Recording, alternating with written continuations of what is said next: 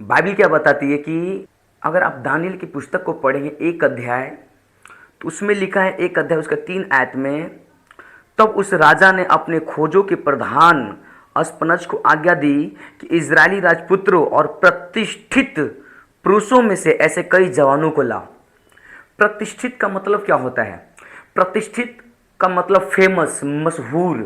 राजा ने कहा फेमस लोगों को ला, जो निर्दोष हो, फेमस लोगों को। मैं आपको बताना चाहता हूँ, ये दानियेल एक ऐसा व्यक्ति था जो अपने बचपन से ही अपने परिवार में, अपने लोगों में, अपने घर में ये फेमस था। प्रार्थना करने में, ये आराधना करने में फेमस था, क्योंकि पवित्रताई में ये चलता था। ये आराधना करता था, इसके परिवार जानते थे, इसके माँ जानते थे, इसके बाप जानते थे, इसका गांव के लोग भी जानते थे दानियेल को, कि दानियेल जो है ये बहुत अच्छा प्रार्थना करता है, ये परमेश्वर के साथ इसका बहुत अच्छा रिश्ता है। जैसे आप अपने परिवार में होंगे, महसूस भी हो रहा होगा कभी कभी कि मेरे द्वारा मेरा परिवार बचाया जाएगा, और आप जैसे प्रार्थना करते हैं वैसे आपका परिवार नहीं करते, जैसे आप उपवास करते हैं वैसे कोई और लोग नहीं करता है, लेकिन आप ही को परमेश्वर ने चुना। आप प्रेयर कर रहे हैं, प्रार्थना कर रहे हैं, दुआ कर रहे हैं, आप फास्टिंग में हैं, चर्च में जाते हैं, बीज बोते हैं, दशमांश बोते हैं, हर एक चीज परमेश्वर को नियम को फॉलो करते हैं। ये बातें लोगों को पता चल जाता है, ये बातें आपके परिवार को पता चल जाता है, ये बातें आपके नगर तक पता चल जाता है, ये बातें आपके पड़ोसियों को भी पता चल जाता है।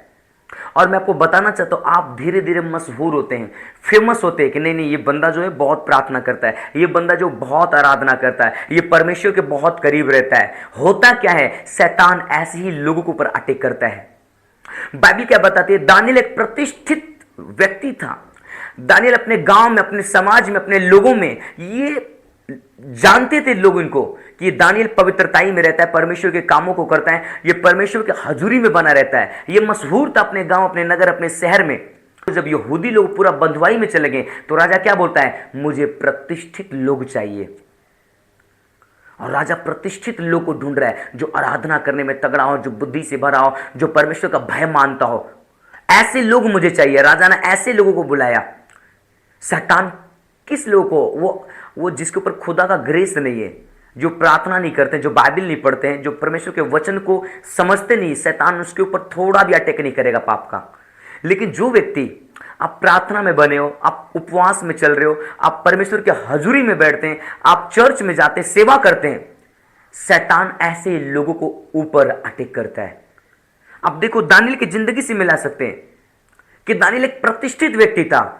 आप प्रतिष्ठित है अपने नगर में, आप अपने गांव में, आपको पता है कि मेरे द्वारा मेरे लोग बचाए जाएंगे, मेरे द्वारा मेरे गांव बचाए जाएंगे, मेरे द्वारा मेरे समाज बचाए जाएंगे। और जब शैतान अटैक करेगा तो क्या दूसरे के ऊपर करेगा? नहीं, वो आपके ऊपर अटैक करेगा। शैतान को पता है अगर मैं इसके ऊपर अटैक न करूं तो ये लोगों को छुड़ा लेगा, बचा लेगा। जो बंधुआई में, जो पाप में, जो गिरे, जो बीमारी में, इनके द्वारा लोग बच जाएंगे। सबसे पहले इसी के ऊपर अटैक करो।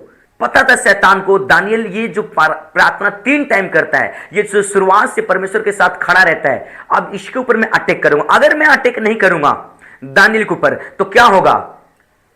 ये देश को बचा लेगा प्रार्थना के द्वारा, ये अपने लोगों को बचाएगा, ये छुटकारे का कारण बन जाएगा दानियेल। इसलिए शैतान ने क्या योजना डाला कि प्रतिष्ठित लोगों को बुला। और जब दानियेल गया राजा के घर में तो वहां पर पाप करने को उसको मौका मिला, मदिरा पीने को मौका मिला, लेकिन उस बंधुआई में भी जाकर दानियेल अड़े और खड़े रहा, परमेश्वर के साथ चला।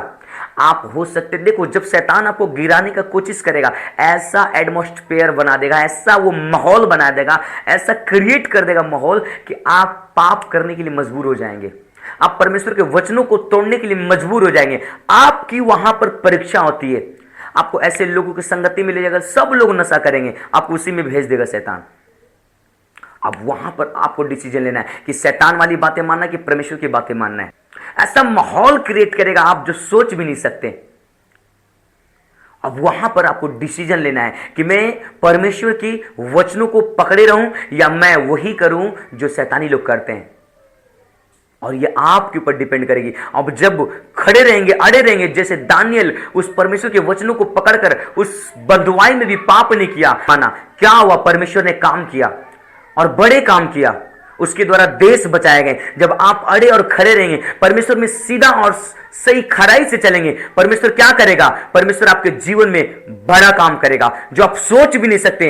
उन्हीं के बीच में परमेश्वर खड़ा करेगा, शत्रुओं के बीच में परमेश्वर आपको ऊंचा उठाएगा और आपके जीवन से महान काम करेगा परमेश्वर। वो दानियल का परमेश्वर आज भी जिंदा है, वो मूसा का परमेश्वर आज भी जिंदा है, वो आज भी अपने लोगों को छुड़ाता है, वो आज भी अपने लोगों को छुड़ाने के लिए अपने लोगों को, अपने नबियों को, अपने भविष्यवक्ताओं को खड़ा करता है। आप अपने परिवार का छुड़ाने का कारण बनेंगे यीशु मसीह के नाम में। आप अपने गांव का छुड़ाने का कारण बनेंगे यीशु मसीह के नाम में। आपके द्वारा आपका परिवार, आपका नगर, आपका गांव, ये सब आशीषित होंगे इन जीसस नेम। तो आप जस्ट बने रहे परमेश्वर में। शैतान अगर आपके ऊपर अटैक कर रहा है तो ये जान जाना उस दिन कि मेरे ऊपर खुदा की प्लान है, ये बिगेस्ट प्लान है, आपके जीवन के ऊपर बड़ा प्लान है। तो इसलिए आपको बने रहना है। जैसे दानियल के ऊपर अटैक किया तो दानियल वो नर्वस नहीं हुआ, उसको पता था कि मेरे द्वारा परमेश्वर मेरे देश को बचाएगा, गुलामी से छुड़ाएगा। आपके द्वारा परमेश्वर आपके जीवन को ऐसा इस्तेमाल करेगा, आपके परिवार में, आपके गांव में, कि आप गरीबी से छूट जाएंगे, बीमारियों से छूट जाएंगे, दुष्ट आत्माओं से लोग छुटकारा पाएंगे आपके जीवन के द्वारा। तो गॉड ब्लेस यू चर्च। आप बने रहें, अड़े और खड़े रहें। परमेश्वर आपको अद्भुत बरकत देना ब्लेस करेगा यीशु मसीह के नाम में।